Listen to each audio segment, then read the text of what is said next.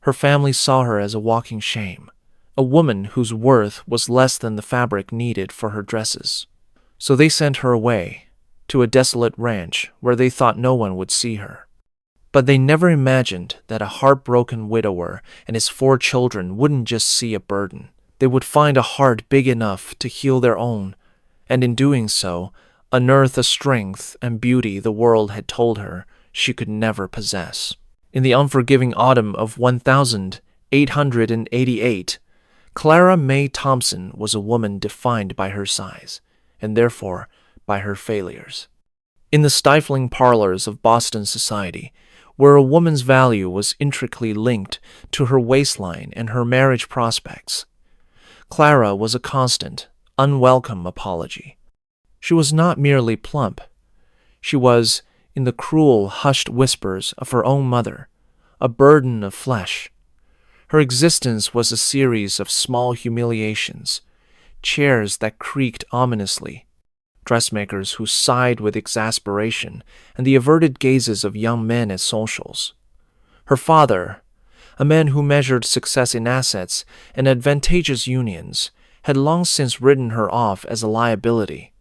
Her younger sister, Alice, delicate and beautiful, was the family's prized jewel, and Clara was the dusty, oversized chest she was kept in. The final humiliation came at Alice's engagement ball. Clara, clad in a deep burgundy dress designed to minimize rather than celebrate, had accidentally knocked over a tray of champagne glasses while trying to navigate the crowded room. The shattering glass was no louder than the sudden silence, followed by a ripple of poorly concealed snickers. That night, her father made his decision. He had seen an advertisement in a periodical, a desperate plea from the territories. It was less a job offer and more a sentence of exile.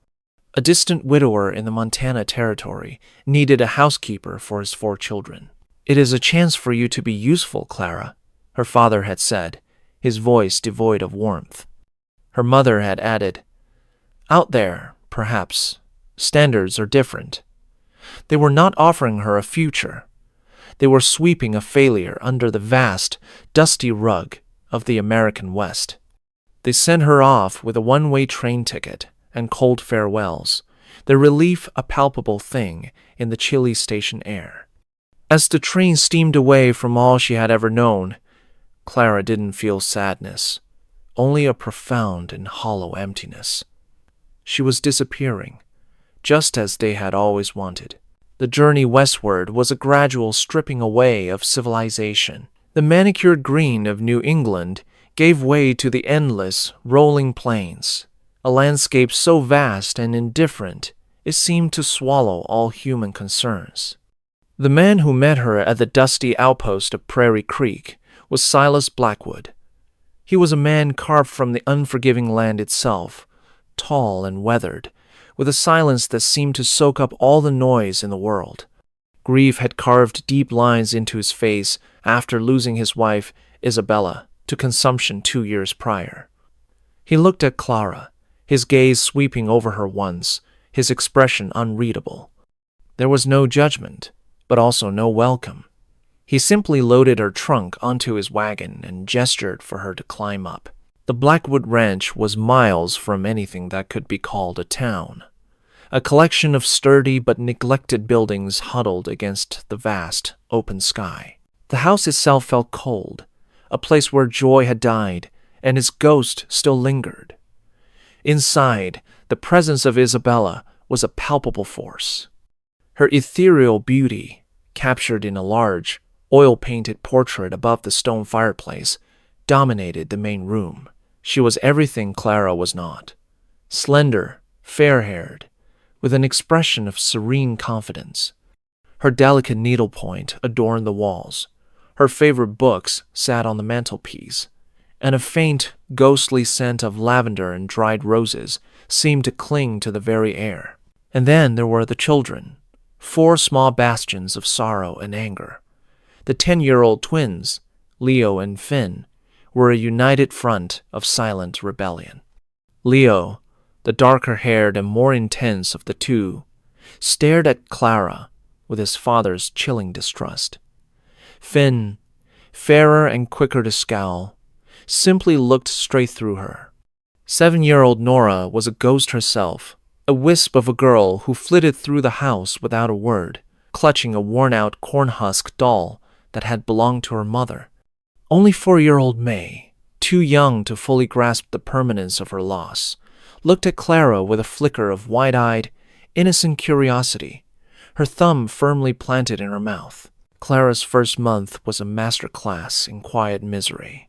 Her attempts at conversation were met with stony silence. She would cook meals that were eaten without a word of thanks, the scraping of forks against plates the only sound. The twins made her life a particular hell. They hid the good kindling, so she struggled to light the stove in the mornings. They tracked mud across the floors she had just scrubbed. One afternoon, she opened her bed to find it filled with wriggling earthworms, a cruel joke that sent her fleeing to the washhouse, where she scrubbed her hands raw, not from the dirt, but from the shame. Nora would vanish whenever Clara entered a room, a silent, constant rejection. Silas offered only curt instructions about the chores, his gaze always sliding past her, as if her physical form was an obstacle his eyes had to navigate around. The cruel whispers of her family seemed to follow her across the plains, echoing in the quiet, lonely nights. No man will ever want you. You are a burden. She would lie in her small, cold bed, the sheer weight of her loneliness pressing down on her, and wonder if she had made a terrible mistake. Perhaps it was better to be an invisible failure in a crowded city than a visible one in this empty, desolate land. But one night, everything changed. A storm, born in the distant mountains, descended on the ranch with biblical fury. Wind howled like a banshee, and rain lashed against the windows. And inside the house, a different kind of storm was raging. A vicious fever, which had been lurking in little May for a day, suddenly tightened its grip. The child's cries were weak and ragged, her breathing shallow. Clara, woken by the sound, rushed to the children's room. Silas was already there, but he was useless, a statue frozen in the doorway. The sight of his youngest daughter, so small and frail in the flickering lamplight, had transported him back 2 years, to the helpless, agonizing nights spent by Isabella's bedside. The memory rendered him paralyzed, a father trapped in a nightmare. A paralyzing fear seized Clara's heart. She was no nurse. What did she know of fevers and frail children? But as she looked at Silas's stricken face, and then at the suffering child, a fierce, protective instinct she didn't know she possessed roared to life, silencing her fear. She gently pushed past Silas, her touch on his arm, a silent dismissal of his grief-stricken paralysis. "Go," she said, her voice soft but firm. "Boil water, and bring me clean cloths and the whiskey." All through that long, terrifying night, as the storm raged outside, Clara fought for May. She bathed the child's burning forehead with cool, damp cloths. She forced sips of water between her cracked lips. She sat in a rocking chair, holding May's small, hot body against her own, her large, warm frame a steady, comforting anchor in a world of pain and chaos. She hummed old lullabies her grandmother had once sung to her, her soft, melodic voice a shield against the scary silence of the house and the howling of the wind. She was no longer Big Clara, the clumsy failure. In that room, she was a bastion of strength, a mountain of warmth. If you've ever felt a moment where you had to push past your own fear to be strong for someone else, please hit that like button to show you understand that feeling of raw, unexpected courage. When dawn finally broke, gray and weary, the storm had passed, and May's fever was gone. The child was sleeping peacefully, her breathing deep and even. As Clara, weary to her very bones, stumbled into the kitchen, she found a strange and silent tableau. The twins, Leo and Finn were sitting at the table, their usual defiance replaced by a wide-eyed exhaustion. Nora was there too, sitting closer to them than usual. On the table sat a small, slightly burnt piece of toast and a mug of what smelled like chicory coffee. Leo, the leader of the rebellion, stood by the stove, refusing to meet her eyes. "She asked for you," he mumbled, his voice hoarse. It wasn't an apology, but it was something far more profound. It was an admission. A week later, a fragile truce had settled over the house. The pranks stopped. The silence at the dinner table was less hostile, more contemplative. Clara discovered the source of Nora's silence was not just shyness, but a deep-seated belief that her mother's death was somehow her fault, a childish penance of silence. Clara didn't pry. Instead, she left a small tin of colored charcoal pencils she'd found in an old trunk on the porch swing where Nora often Saturday. The next day, she found a small tentative drawing of a robin on the kitchen table. It was the beginning of a silent conversation. She found a bond with Finn over his fascination with the ranch animals, answering his hesitant questions about horses and cattle with a surprising knowledge gleaned from books she'd read back east. But Silas remained a fortress.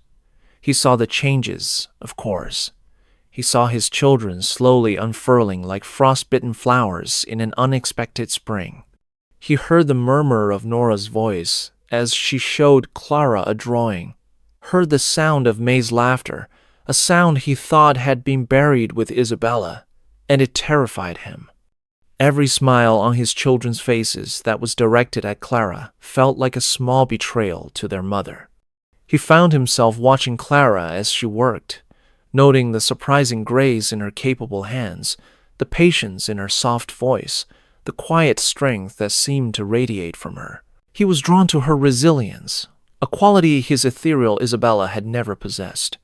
This growing admiration warred violently with his guilt, leaving him withdrawn and gruff. Just as this fragile new ecosystem began to find its balance, a carriage from the east arrived, bringing with it the embodied ghost of the past. Isabella's mother, the formidable Mrs.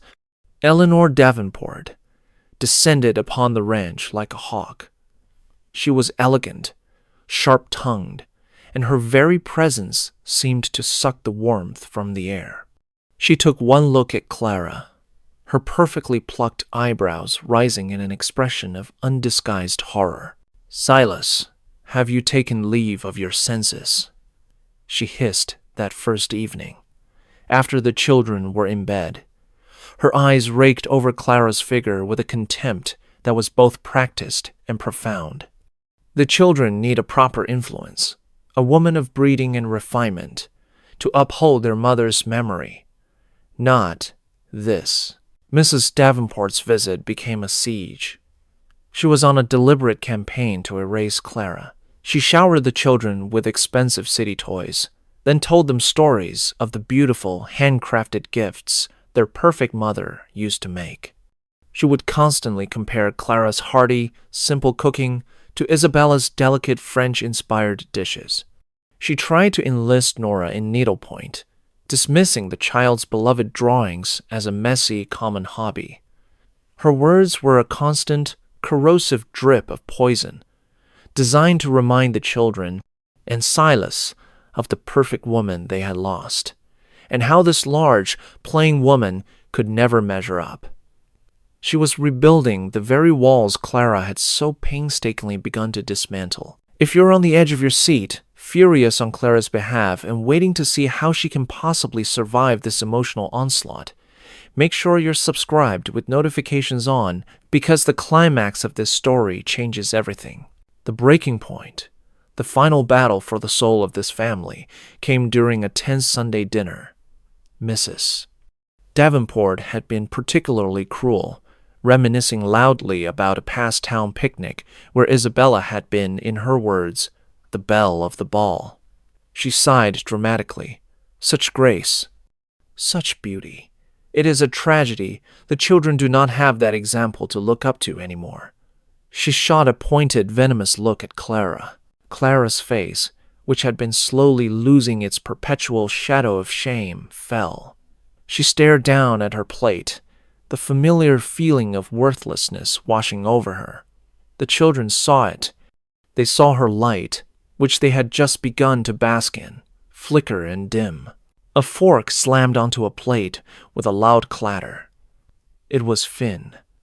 "Clara's stew is better than any fancy chicken," he declared, his face red with indignation. "And she reads us adventure stories," Leo chimed in, glaring at his grandmother. "You only talk about dresses." Then, the quietest voice of all spoke up. Nora, who rarely spoke above a whisper, looked directly at Mrs. Davenport. "Clara gave me pencils," she said, her voice small but steady as a rock. "She said I could be an artist. You just said I was getting my dress dirty." She then pushed her chair back, walked over to Clara's side, and defiantly slid her small hand into Clara's. Silas, who had been a silent, tormented spectator, finally looked up. In that moment, the fog of his grief finally cleared. He saw the two women at his table. One was trying to preserve a beautiful memory, but was poisoning the present to do so. The other had walked into a house of sorrow and, with nothing but her own quiet strength and boundless heart, had patiently cultivated life and laughter from its barren soil. He was no longer looking at a housekeeper, or a large woman, or a replacement for his wife. He was looking at the woman who had single-handedly saved his children, and he now realized was saving him too. He placed his own large hand over Nora and Clara's. He looked at Mrs. Davenport, his voice calm, steady, and absolutely final. "You are right, Eleanor. The children do need an example, and they have one. This is Clara's home now, which means it is your time to leave." That night, under a vast, silent sky glittering with a million stars, Silas found Clara by the corral, her shoulders shaking with silent sobs of relief and release. He didn't say anything at first, just stood beside her, his presence a solid comfort. Then he began to speak, the words tumbling out as if a dam had broken. He spoke of Isabella, of his deep love for her, but also of the crushing weight of trying to live up to the memory of her perfection. He confessed his fear, his guilt, and the powerful, undeniable love he felt growing in his heart for Clara, a love he had tried so hard to deny because he felt so unworthy of a second chance. He reached out and gently turned her to face him, his hands cupping her tear-stained cheeks. "I'm sorry," he whispered, his voice thick with an emotion he had suppressed for 2 long years. "I've been so blind, so afraid." He looked into her eyes, seeing past the defenses, past the hurt, to the beautiful, resilient soul within. "You are the most beautiful woman I have ever known, Clara May Thompson." And then he lowered his head and kissed her, a kiss that wasn't about passion or pity, but about recognition. It was a kiss that said, "I see you." Love, true love, is a mirror that doesn't show you your reflection, but your true self. Surrounded by the unconditional love of Silas and the children, Clara began to see herself through their eyes for the first time. The crushing shame that had been her constant companion for years began to melt away under the warmth of their acceptance. She was no longer a burden. She was a necessity. She was not an apology. She was a celebration. She started walking the fields with Silas, not trudging behind him, but walking beside him, their hands often finding each other. Her laughter, once a rare and timid sound, now rang out across the plains, free and joyous. She worked in the garden, feeling the profound strength in her own body, a body that could till the soil, nurture life, and pull 4 laughing children onto her lap for a story. She wasn't trying to lose weight or become someone else. She was finally, joyfully, inhabiting herself.